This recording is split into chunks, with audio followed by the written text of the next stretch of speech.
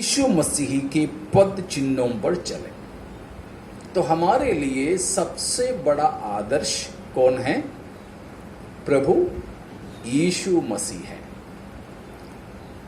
Bible कॉलेजों में शायद आप लोग, सब लोग नहीं तो भी कुछ लोग तो पढ़े होंगे, और बाइबल कॉलेजों में पढ़ाते एक विशेष विषय है, LMJC बोलते हैं, LMJC अंग्रेजी में, life and ministry of Jesus Christ.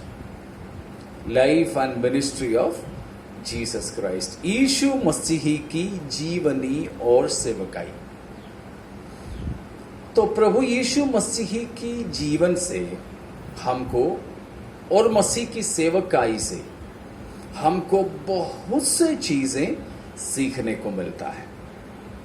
जो मैंने ढूंढा, करीब 25 से ज्यादा बातें मिला है हमको सीखने के लिए, लेकिन उन बातों में मैं फिलहाल नहीं जाना चाहूंगा, तो उसके लिए लंबा समय हमको चाहिए। Life and ministry of Jesus Christ, यीशु मसीह हमारे लिए नमूना है, इसलिए कि प्रभु यीशु मसीह हमारे पोशाक में आया और हमको चलकर जीवन बिताकर दिखाया कि कैसे हमको चलना है। ठीक है, यीशु मसीह चलकर के दिखाया कि हमको भी वैसे ही चलना है।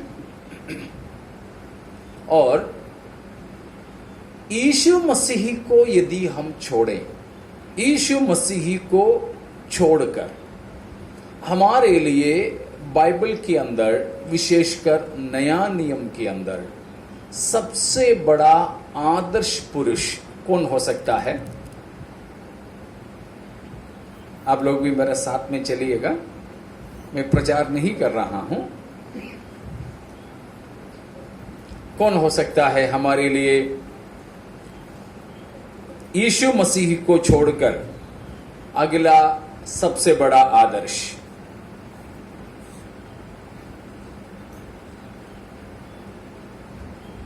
जी बिल्कुल, पौलुस है। पौलुस मनुष्यों में, यीशु मसीह को तो हम जानते हैं वो पूरा पूरा मनुष्य भी और पूरा पूरा परमेश्वर भी था, लेकिन पौलुस परमेश्वर नहीं था, बिल्कुल भी परमेश्वर नहीं था, पूरा पूरा एक मनुष्य था। तो शायद वो पौलुस प्रभु यीशु मसीह को मसीह के क्रूसीकरण से पहले कभी मुलाकात भी नहीं किया हो। देखा होगा शायद, लेकिन कोई भेंट नहीं हुआ है, कभी मुलाकात नहीं हुआ है। होता तो बाइबल में जिक्र होता जरूर, लेकिन ऐसा कोई जिक्र नहीं है। तो ये मानते हैं कि पौलुस और यीशु मसीह की आपस में भेंट नहीं हुआ है, लेकिन वो प्रभु यीशु मसीह का ऐसा नमूना बना कि हमारे लिए वह आदर्श बना है। जैसे पहला कुरिन्थियों 11वां अध्याय, उसका पहला पद में लिखा हुआ है। अब पढ़ सकते हैं आप, अगर पढ़ सकें तो। पहला कुरिन्थियों 11 का पहला पद।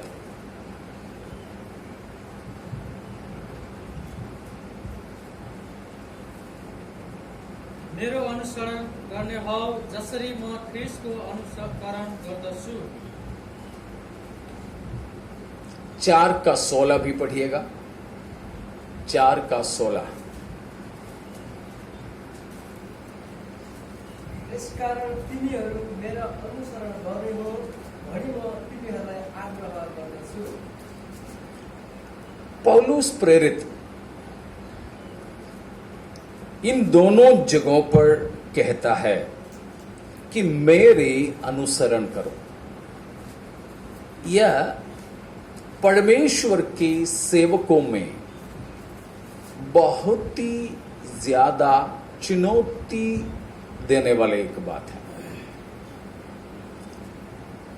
प्रभु यीशु मसीह हमारे लिए आदर्श दे गया है कि हम यीशु मसीह की पद चिन्हों पर चलें। वो हमने पहला पतरस 2 का 21-22 में देखा, पढ़े नहीं लेकिन मैंने बताया। यहां पर एक साधारण मनुष्य, हमारे जैसे सुख दुख भोगी मनुष्य, जैसे एलिया के बारे में याकूब बताता है, हमारे ही समान सुख दुख भोगी मनुष्य। पौलुस को अच्छे से जानने वाले लोगों से कहता है कि तुम मेरे अनुसरण करो, मेरी अनुकरण करो, तुम मेरी सी चाल चलो। हाँ, कितनी गंभीर बात है। हम क्या अपने परिवार के लोगों से, हम अपने नजदीकी लोगों से, जो लोग हमको अच्छे से जानते हैं, ये कह सकेंगे कि तुम मेरी सी चाल चलो? हम प्रभु के सेवकों के लिए, अगुओं के लिए यह एक चुनौती है। यह है चुनौती कि हमारे नजदीकी सी जानने वाले लोगों से हम खुलेआम यह बोल सकें कि तुम मेरी सी चाल चलो। मैं जैसे जी रहा हूं वैसे तुम जियो। मैं जो जो बात मोबाइल में देखता हूं, सुनता हूं, जो जो वीडियोस में देखता हूं, जो जो गाने में सुनता हूं, जो जो बातें में बोलता हूं, जो जो काम में करता हूं, ठीक वैसे ही तुम भी करो। हम ये बोल सकेंगे? शायद हम सब परिवार वाले हैं, हमारी पत्नी, हमारी बच्चे हमको अच्छे से जानते हैं, तो क्या हम उनको ये बोल सकेंगे कि तुम भी मेरे जैसे बनो? अगर हम ऐसे अपनी पत्नी और बच्चों को बोले तो उनकी रिस्पॉन्स क्या होगा, उनकी प्रतिक्रिया क्या होगा? वे हम पर हंसेंगे या बड़ी गंभीरता से बोलेंगे कि आप मेरी पति तो हो, आप मेरी पापा तो हो, लेकिन आपकी जैसा चाल मेरे से नहीं हो रहा है। आप तो प्रभु की जैसा चाल चलते हो, लेकिन आपका जैसा चाल मैं नहीं कर पा रही हूं। ये बोल पाएंगे हमें? ये हमारे सामने पौलुस प्रेरित एक चुनौती है। पौलुस प्रेरित हमारे लिए एक चुनौती है। चुनौती मतलब जानते हैं ना? ठीक है, एक चैलेंज है, एक चुनौती है।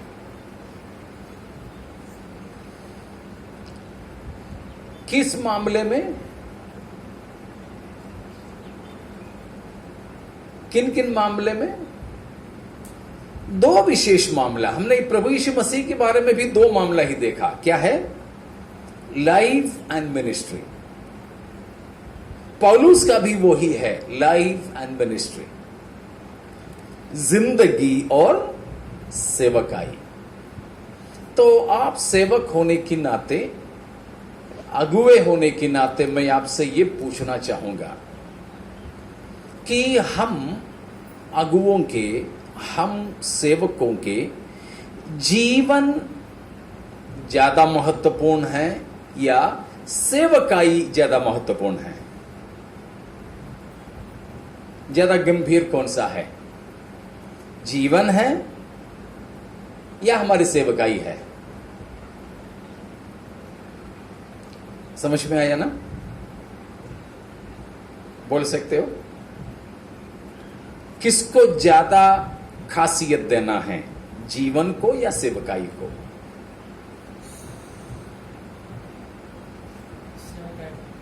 सेवकाई को। और कुछ और किसी को? सब लोग यही मानते हो? जीवन ही सही नहीं बोल सकता। ठीक है, अभी 2 मत हो गया, बाकी लोग चुप है।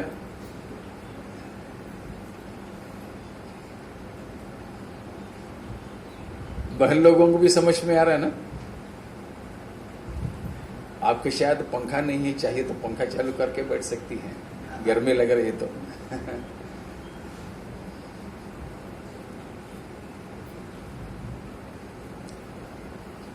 ये शायद हमको कंफ्यूजन में डालते होंगे, इसलिए बाकी लोग चुप हैं। लेकिन ये दोनों जरूर महत्वपूर्ण हैं। सेवकाई भी महत्वपूर्ण है और जीवन भी महत्वपूर्ण है।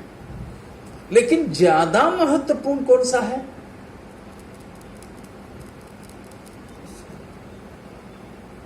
ज्यादा महत्वपूर्ण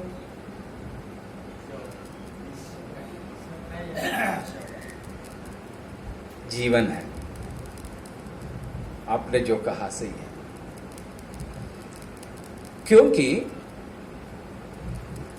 सेवक के लिए ये दोनों बातें हैं। यीशु मसीह के लिए हमने जैसे देखा, यीशु मसीह की जीवनी और सेवकाई, ठीक वैसे ही पौलुस की भी जीवनी और सेवकाई। देखिए, पौलुस ये दोनों बात उठा करके कहता है। पौलुस हमारे लिए आदर्श है, हमने बताया। तो देखिए किस मामले में पौलुस हमारे लिए आदर्श बनता है।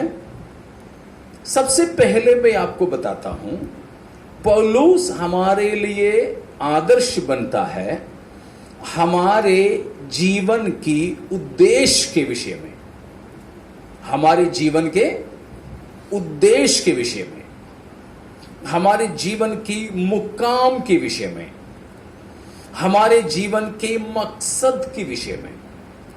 देखिए, पौलुस से पूछे, पौलुस आपकी जीवन का लक्ष्य क्या है? पौलुस के जीवन एक लक्ष्य रहित जिंदगी था या एक लक्ष्य सहित जीवन था?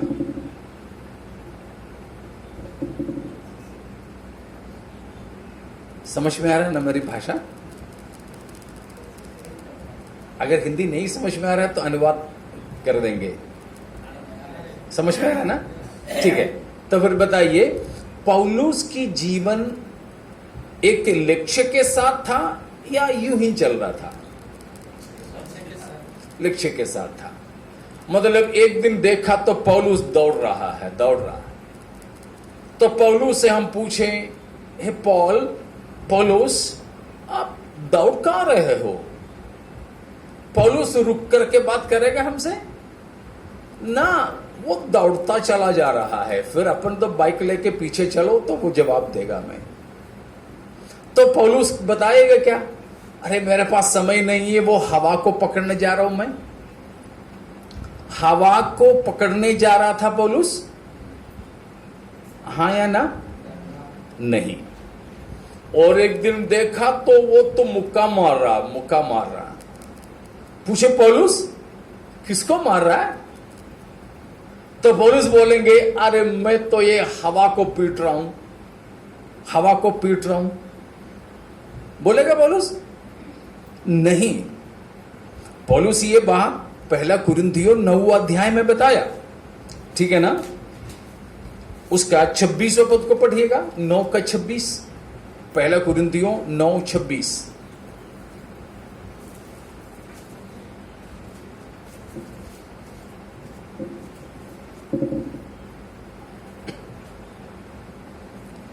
कोई पढ़ पाओगे? कारण लक्ष्य नराखी म दगुर्दिन, हावामा मुक्का हान्नेले जस्तै म मुक्का हान्दिन। देखा पौलुस, वो दोनों बात मैंने जो कहा वो इधर बताया। मैं बिना लक्ष्य के साथ दौड़ नहीं लगा रहा हूं, मैं हवा को पीटने के लिए मुक्का नहीं मार रहा हूं।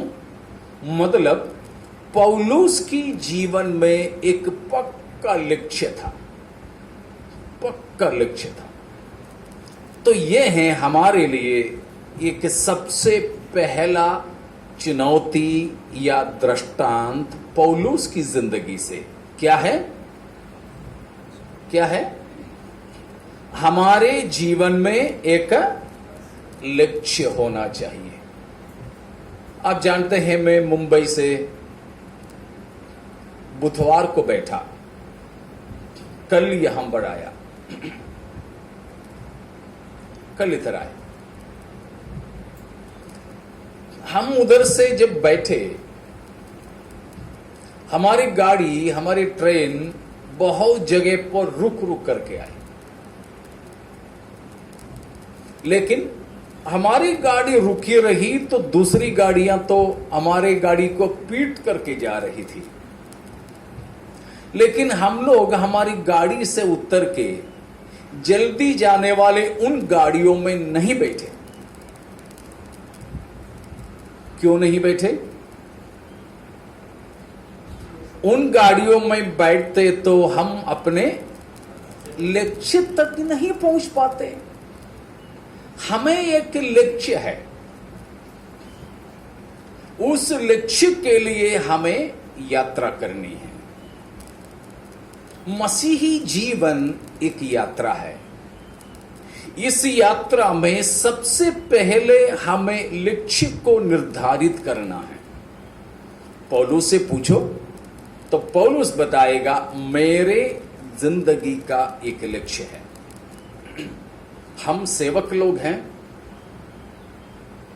हम प्रभु के कलीसिया की अगुवाई करने वाले हैं, तो हमको भी सबसे पहले पौलुस और यीशु मसीह की जैसे एक लक्ष्य होना जरूरी है। क्या था पौलुस का लक्ष्य? क्या नहीं था पौलुस का लक्ष्य?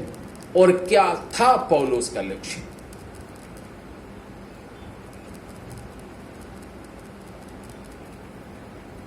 पौलुस उसी के बारे में कई जगह पर बताया। एक भाग हम देखेंगे, प्रेरितों के काम 20 का 24वां वचन। प्रेरितों के काम 20 का 24। नेपाली में भी प्रेरितों के काम है क्या कि और कुछ है? ठीक है, प्रेरितों के काम 20 का 24वां वचन को पढ़ सकते हैं। तर म आफ्नो जीवनलाई कुनै मोलको र आफ्नो निम्ति प्रिय ठान्दिन, यति मात्र चाहन्छु कि परमेश्वरको अनुग्रहको सुसमाचारको गवाही दिनलाई मेरो दौड र प्रभु येशूबाट मिलेको मेरो सेवाकाई म पूरा गर्न सकूं। Thank you. पौलुस वहां बताता है उनका जीवन का लक्ष्य क्या नहीं है, परंतु क्या है।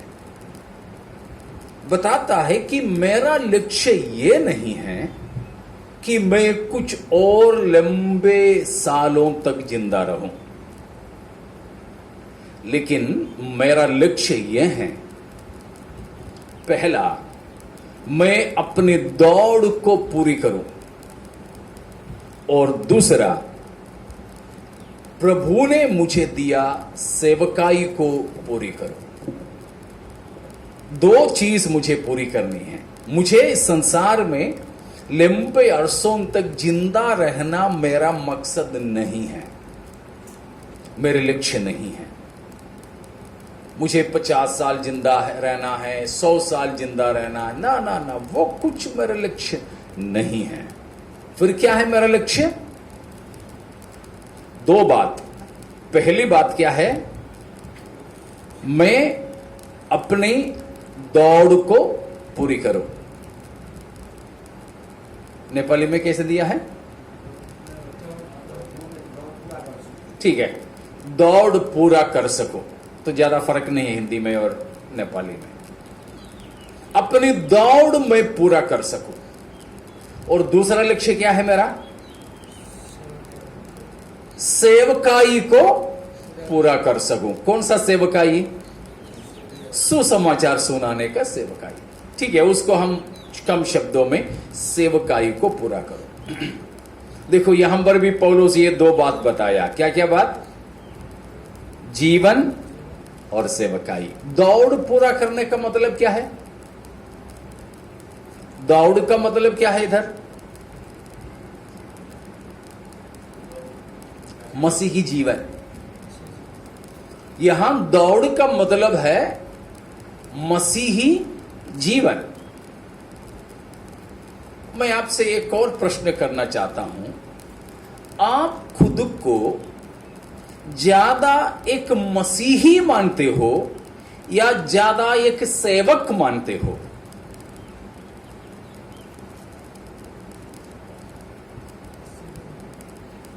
जी, हमको सर्वप्रथम सेवक मानना है खुद को या एक मसीही मानना है? एक क्रिश्चियन मानना है या एक पास्टर मानना है?